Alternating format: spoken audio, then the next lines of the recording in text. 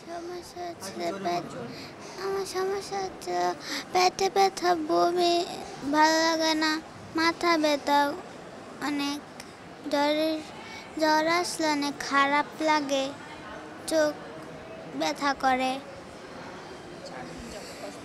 চার চার দিন 4 দিন হবে। 4 দিন থেকে হাসপাতালে ভর্তি আছে। হুম। জ্বর কয়দিন থেকে? জ্বর 12 দিন। আবার বলো যে 12 দিন থেকে জ্বর, এটা বলো। 12 দিন থেকে জ্বর। হাসপাতালে আমার হাসপাতালে 4 দিন। এখন কি কি সমস্যা হচ্ছে তোমার? ওই পেটে ব্যথা আর বমি, পাতলা পায়খানা। 6 তারিখের থেকে জ্বর। আমি পরীক্ষা করছিলাম অন্য জায়গায়, পরে ডেঙ্গু ধরা দিছে। ডেঙ্গু ধরা দেওয়ার পরে বলছে এই জায়গায় আনতে বলছে, কইছে এই জায়গায় না ভর্তি হওয়া। আবার বললো, এবার বলো। 6 তারিখের থেকে বাচ্চার জ্বর, পরে অন্য জায়গায় পরীক্ষা করছিলাম, পরে বলছে এই জায়গায় লুয়ে আইতে, এই জায়গায় না ভর্তি করাইতে, পরে 13 তারিখে রাত্রে ভর্তি করাইছি আমরা। কি কি সমস্যা হচ্ছে তোমার?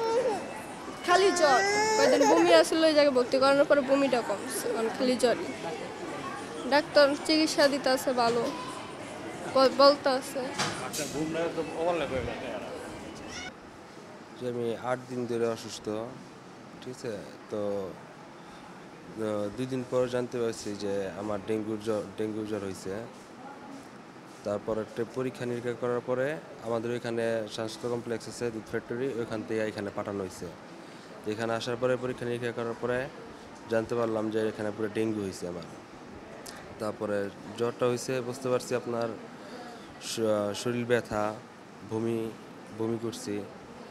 তারপরে বুঝতে পারছি যে জ্বর হয়েছে। আপনি কিসের কাজ করেন? যে আমি ইন্টারনেটে জব করি।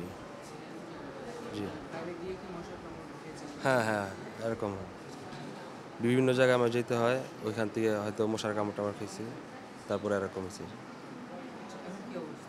এখন আলহামদুলিল্লাহ আছি, খুবই ভালো আছি। এখানে সার্ভিস ভালো, খুবই ভালো সার্ভিস দিচ্ছে। প্রথম এলো শরীর হাত পা ব্যথা করছে, ব্যথা করার পরে পেটের ব্যথা হয়েছে। পেটে ব্যথা হওয়ার পরে মনে করেন যে জ্বর আসছে। জ্বর আসার পরে এরপর মনে করেন যে না, দাঁড়াইতে পারি নাই। শরীরপুর ডাক্তার থেকে ওষুধ না খাইছি, কমে না। তারপর ঢাকা নিয়ে আসছি। ঢাকা নিয়ে আসা জায়গায় ভর্তি করছি। একটু স্যার জ্বর কয়দিন ছিল? জ্বরে তো পড়লাম গত বুধবার। আগে এটা হাত পা ব্যথা করে পরে জ্বর আসছে। জ্বর আসার 2 দিন পরে এখানে নিয়ে আসছে। জ্বর আসার 2 দিন। হ্যাঁ, এই জায়গায় টেস্ট করছি, ওই টেস্ট এখানে এলো করেনি। আর আমি ওই জায়গার ফিরে এটা করিনি। যেহেতু আমার ডেঙ্গু হইতে পারে, আমি ডাইরেক্ট চলে আসছি। চলে এসে এই জায়গায় ভর্তি হয়েছি। ভর্তি হওয়ার পরে এখানে যে ওষুধ পানি এরা যা দিছে তা খাইতেছে, আল্লাহ দিলে তুমি সুস্থ। আর আজকে আমার প্রেশারটা বেশি হাফ গ্রহণ করতেছে, এই কারণে আজকে আমাকে ছাড়েনি। আমার জ্বরটা আজকে থেকে 2 সপ্তাহ আগে ধরা পড়ছে। যখন জ্বর ধরা পড়ছে তখন আমি সাধারণ ফার্মেসির থেকে নাফা আর খাইলাম। পরে দেখলাম যে জ্বর কমে না। পরে আধুনিক হসপিটালে চাঁদপুরে ভর্তি হলাম। ভর্তি হওয়ার পরে ওনারা ডেঙ্গু চেক করার পরে দেখলো যে ডেঙ্গু পজিটিভ। তো ওইখানে চাঁদপুর সদর হাসপাতালে আমাকে অ্যাডমিট করলো। অ্যাডমিট করার পরে ওইখানে 1 দিন রাখার পরে ওনারা বলতেছে কন্ডিশন ভালো না, আপনার ফ্যাটালিটি অনেক কমে গেছে, 40,000-এর নিচে নেমে গেছে, আপনি ঢাকাতে ট্রান্সফার হন। পরে আমাকে মুগদা নিয়ে আসছিল, মুগদাতে সিট খালি নাই বিদায় আমি ডিএনসিসি হসপিটালে ভর্তি হয়েছি আর কি। তো ডিএনসিসি হসপিটালে আছি আজকে আমি 4 দিন। এখন অনেকটা ইমপ্রুভ, এখন আমার ফ্যাটালিটি 1 লাখের মতো হয়ে গেছে। আর ডেঙ্গুর জ্বরটাও আলহামদুলিল্লাহ একটু কমছে, কিন্তু আমার পাতলা পায়খানা প্লাস আবার শরীর দুর্বলতা প্লাস অ্যালার্জির কারণে আরও কিছুদিন ডাক্তার বলছে থাকার জন্য আর কি।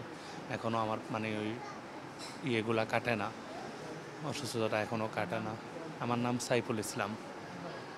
আমি মাল্টিপ্লানে আমাদের দোকানে আমি জব করি আর কি। মাল্টিপ্লান এসআর ইন্টারন্যাশনালে আমি জব করি আর কি। আমার বাচ্চার প্রায় 10 থেকে 12 দিন যাবত জ্বর, বাসায় 1 সপ্তাহ জ্বর ছিল।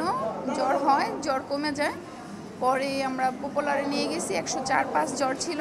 পপুলার ওইখান থেকে টেস্ট করানোর পরে বলছে যে ডেঙ্গু পজিটিভ। তারপরে বলছে যে ইমার্জেন্সি, আর ওর ডেঙ্গুর সাথে জ্বর, বমি, পেটে ব্যথা, পাতলা পায়খানা এগুলি ছিল। তারপর বলছে যে এখানে ডিএনসিসিতে চিকিৎসা ভালো, ওইখান থেকে এখানে রেফার করছে। এখানে ভর্তি হয়েছি সোমবার রাত্রে 2টায়, আজকে 4 দিন চলে। এখন জ্বর কমছে, মাঝে একদিন জ্বর ছিল, এখন পেটে ব্যথা, বমি আর পাতলা পায়খানা আছে। তো ডাক্তাররা চিকিৎসা করতেছে, বলছে আস্তে আস্তে কমবে, ডেঙ্গুতে এই সমস্যাগুলি হয়। বর্তমান পরিস্থিতিতে আমাদের হাসপাতালে আপনারা জানেন যে জুন মাসটাতে একটু আমাদের চাপটা একটু বেশি ছিল। আর এখন যেহেতু বর্ষাকাল চলছে, বৃষ্টি, সে কারণে ডেঙ্গুর প্রভাব আছে, তবে তুলনামূলক কম না, মানে হচ্ছে এভারেজ আর কি যেটা থাকার কথা। এবং হাসপাতালে রোগীরা যারা ভর্তি হচ্ছে বেশিরভাগই আমরা হচ্ছে জ্বর নিয়ে আসছে, কিন্তু অনেকের ক্ষেত্রে পরীক্ষা করে আমরা দেখা যাচ্ছে NS1 পজিটিভ পাচ্ছি না। কিন্তু হচ্ছে আবার সিবিসি মানে আমরা ব্লাড টেস্ট করে যে এইগুলো দেখে থাকি, প্রোফর্মাগুলো দেখে থাকি, তাদের হয়তো প্লাটলেট লেভেলটা একটু কমে যাচ্ছে। সেক্ষেত্রে আমরা সেই পেশেন্টগুলোকে আবার রিপিট করে দেখি যে তাদের হচ্ছে যে প্লাটলেট কাউন্টটা আরও কমে গেল কিনা, অথবা হচ্ছে তার যে অন্য যে সিস্টেমে কোনো হচ্ছে কিনা। হ্যাঁ, সেক্ষেত্রে যে পেশেন্টগুলোকে আমরা মনে করি যে হ্যাঁ তার প্লাটলেটও কমে যাচ্ছে এবং জেনারেল কন্ডিশনগুলো ডেটোরেট করছে, তাদেরকে তবে আমরা অবশ্যই অবজারভেশনে রাখি। আর যাদের জেনারেল কন্ডিশন ইমপ্রুভ করে তারা হয়তো 2-1 দিন অবজারভেশন থেকে তারপরে আমরা বাসায় অ্যাডভাইস দিয়ে তারপরে পাঠিয়ে দিই আর কি। আর এখন যেটা সমস্যা যে ঘরে ঘরে জ্বর, হ্যাঁ, যে কথাটা আপনি নিজেও বলছিলেন যে এখন এই ভাইরাল ফিভার বিশেষ করে, হ্যাঁ, এখন খুব বেশি একটা দেখা যাচ্ছে, সবার ঘরে ঘরেই দেখা যাচ্ছে। তবে আমাদের হাসপাতালে মেনলি যেটা আসে যে ডেঙ্গুর সাথে এখন আমরা দেখছি যে চিকুনগুনিয়ার এটা অনেক প্রভাব বেড়ে গেছে। তো চিকুনগুনিয়া মেনলি যেটা থাকে পেশেন্টদের, জ্বর তো থাকেই, সাথে হচ্ছে পেশেন্টটা প্রচণ্ড শরীর ব্যথার কমপ্লেনটা করে।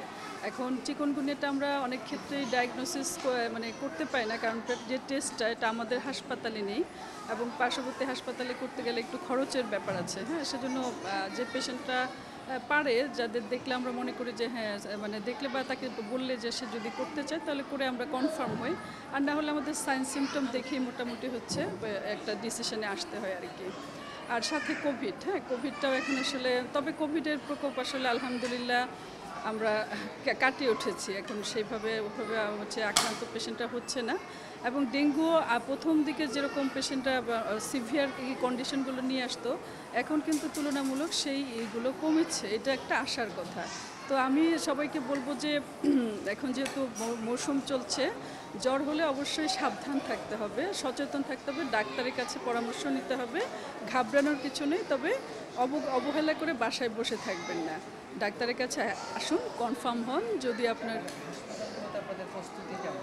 আমাদের হাসপাতালে প্রস্তুতি আসলে আমাদের পক্ষ থেকে যেটুকু করা যায় যে সেটুকু আমরা অবশ্যই করে পেশেন্টদের জন্য করে থাকি। এবং আমরা যারা কনসালটেন্ট আছি তারা 3 বেলা করে পেশেন্টদেরকে এই রাউন্ড দিয়ে তাদের সমস্যাগুলো কী আছে না আছে ধরে সেভাবে করছি। আর মেডিকেল অফিসার যারা আছেন তারাও সর্বদা সচেষ্ট আছেন রোগীদের প্রতি। তো আমরা আমাদের এখানে আসলে যাতে পেশেন্টের চিকিৎসা যেটুকু দরকার সেটুকু তারা পায়, সেটা আমরা অবশ্যই আমাদের পক্ষ থেকে চেষ্টা করি। ধন্যবাদ। আমি কনসালটেন্ট ডাক্তার আফরোজা আক্তার শিল্পী।